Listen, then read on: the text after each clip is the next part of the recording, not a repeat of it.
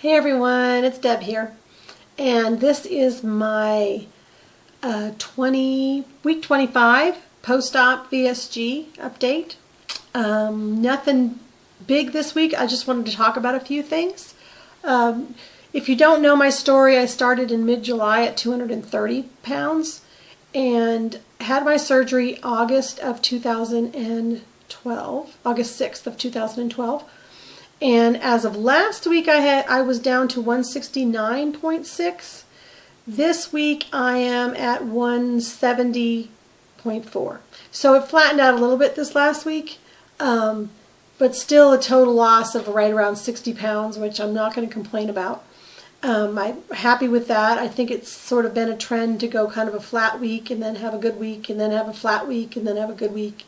So, you know, it just seems to kind of go up and down like that, which is, you know, the flat weeks are kind of annoying, but I'm happy overall with where my weight loss has gone, and, you know, feel like I kind of have this, you know, I have my like little pieces figured out. I think I have a couple of pieces this week that make sense why I maybe didn't lose anything this week, and actually gain, what, 0.8. I realized yesterday that I didn't put my Prilosec in with all my vitamins. And I take so many little vitamins and pills. I take them all in the morning, and I try to take them really fast because I hate swallowing pills.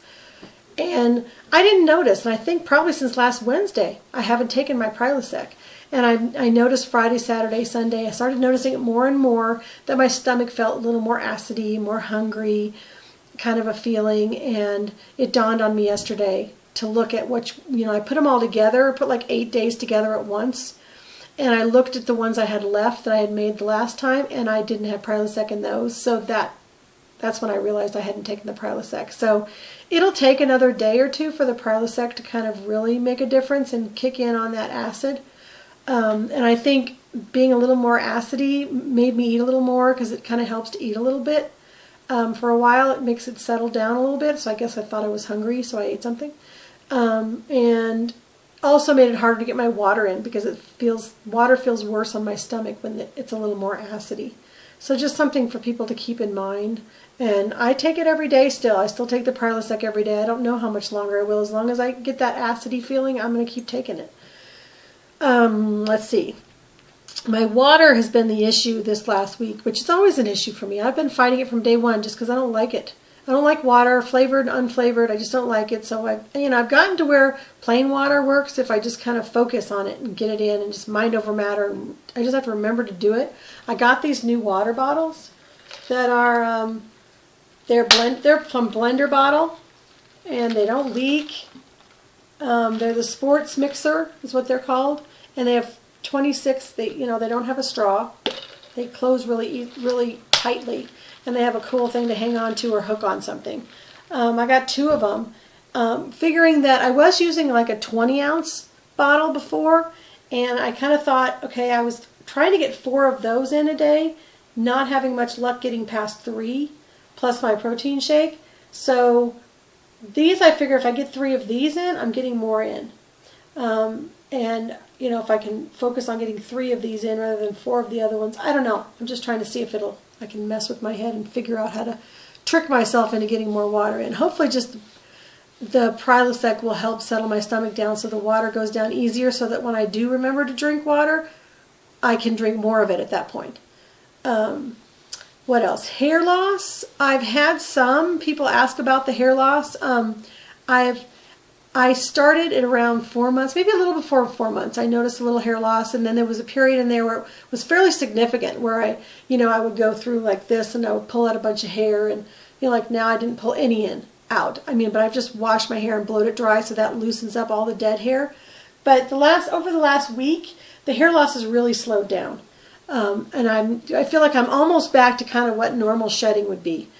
You know, like a fifth of what it was when it was kind of a lot of hair falling out at once. And I think it helps taking your vitamins regular, getting your protein in. I've been pretty religious about getting my at least like 70 grams of protein a day. And I think that helps in the long run to keep it. I don't know if you can stop it from happening in the first place, but I think you can keep it from lasting longer, you know, maybe shorten the duration, maybe minimize how bad it is if you're eating right getting your protein and getting your vitamins in. But I just want to let people know that it's not, for me, it hasn't been an extreme thing that I've really noticed. I have a lot of hair, and it's fine and flat, but I have a lot of hair, and I've always had kind of a shedding thing, so for me it hasn't been that noticeable at this point. I'll let you know in a couple months. Maybe it continues and I notice it more. People are noticing more, significantly noticing, cornering me on it, kind of questioning me, and I've come up with a kind of a little thing that I say that pretty much is like, I found new doctors because I was having some health issues, and they gave me some new things to work on, and I made a lot of changes, and it just made a huge difference. And most people are satisfied with that. It's enough just saying, I made a lot of changes. That's my fast one. Thanks for noticing. People compliment you. Thanks for noticing. Yeah, I've been working on it. I made a lot of big changes over the last few months. And I'm getting more comfortable with people complimenting me. I'm not used to. I've never been, for years, nobody's really noticed me in that way and made compliments and, said anything. So it was a little awkward at first, but I'm learning to just smile and say thanks. I've been working really hard and I'm feeling really good. So, some people have pushed a little harder in asking questions. Kind of depends on the person. I think you can tell what people are truly interested and, want to know and care, and what people are just sort of nosy. So I think, I've told a couple people over the last week that I had weight loss surgery because they were more curious about what did I change? How did I go? How much have I lost? They realize I've lost 60 pounds and they go, wow, what did you do different? People that I've had conversations with maybe a couple times already about my weight, I kind of went a little further this time and gave them a little more information. A lot of people over the last couple weeks I've noticed have been fighting cravings and stuff. I think Christmas and holidays got a lot of people's cravings going. And I'm not one that's ever been like a huge binge eater, but I am one that has carb cravings, and I do kind of eat emotionally.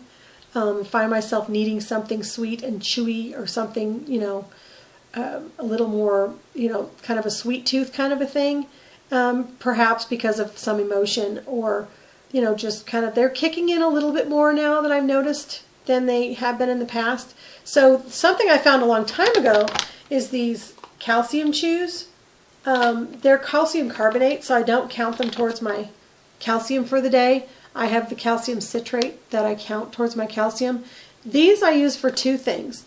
I use them to settle my stomach because they're kind of like a Tums. They're calcium carbonate. So if I have a couple like right after I eat, it seems to settle my stomach a little bit. If I feel a little bit nauseous, they help. And then the other thing is that like 3 or 4 of those will take away a carb craving. Especially if I keep them in my purse all the time, if I'm around somebody and somebody's having cake or whatever at work or something's going on, if I take those, then that gets away my temptation. I'm not tempted to eat. It keeps me from eating this other stuff. And then I have a couple other things that I use in the same way, that when I'm really having a really strong craving, especially in the evenings, I seem to have more carb cravings. I found these Atkins. These are the nut fudgy bars. What is it? Nutty Fudge Brownie. And if you've ever had those Little Debbie brownies, they taste a lot like those. And I really like them. And they have 2 net carbs. I've kind of shifted into not counting the sugar alcohol carbs on this kind of a thing, or the fiber, and just focusing on the net carbs as far as what am I tracking and keeping track of, because these don't trigger me the way regular carbs would.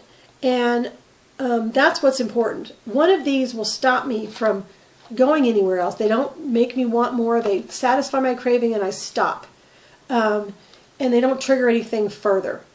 And they have, let's see, I'll give you the stats, 170 calories, 7 grams of protein, and it says 18 carbs, but 10 of those are sugar alcohols, 6 of those are fiber, and there's no sugars.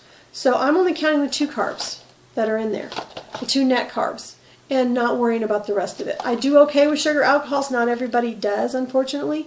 If I have a lot of it, I think I get a little gassy maybe, but most of the time they really aren't a problem for me, and they just keep me from going the wrong way. So these are another one, the caramel chocolate nougat peanut bar, and they have 10 grams of protein. They do have 1 gram of sugar, 180 calories, and 3 net carbs. Again, they have 18 carbs, but 11 of those are fiber, and 4 of those are sugar alcohols. So I'm only counting the 3 net carbs beyond that. So that's what I'm up to this last week. Next week I probably won't be able to do a video on Monday because I'm scheduled to do a lovely colonoscopy on Monday.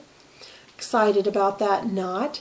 I do have a family history of colon cancer and colon polyps, so all my doctors decided that it wouldn't be a bad idea to get ahead of it. And I'll let you know how that goes because I have to have a liquid diet on Sunday and then drink a whole bunch of some kind of Gatorade with, I have to take 4 Dulcolax at 1 o'clock in the afternoon, and then starting at 4 o'clock in the evening, they want me to drink 64 ounces of, they said Gatorade, and I'm going to get something sugar-free for sure, something not sugared, that might be Gatorade, but like the G2 or something low sugar. But then a whole 8-ounce thing of Miralax in that, and drink that, and they want me to drink that in 2 hours, which isn't going to happen. I can try my hardest, but she said it's okay if it takes 3 or 4 hours, but she just wants me to get it all in. And I'm thinking Sunday night's not going to be a fun night. But it's, it's something that's got to get done. It'll be fasts Monday morning, and then I can eat whatever I want after that. And hopefully, I'm not looking forward to it really at all, but it needs to be done. And once I'm done with it, hopefully I got a clear thing and I don't have to do it again for 5 years. But, so that's my excitement going on next week. And also next week is my 6-month surgiversary on Wednesday. So I'll probably wait until Wednesday to post videos, and I'll probably post a couple so I can talk about where I'm at 6 months out and show people what I'm, what do I look like, what do I wear, what do I eat, what are my vitamins, those kind of things. Just because I know when I was looking at people's journeys, I looked 6 months out, where were they at and what were they doing. So anyways, I've chatted long enough today. I will catch you guys next week, and if anyone has any questions, I'd love to answer them. Please, message me or post it down here. I'm happy to answer questions and help anybody, or let's stick together and keep each other going. So it's good to see everybody. I'll talk to you next week.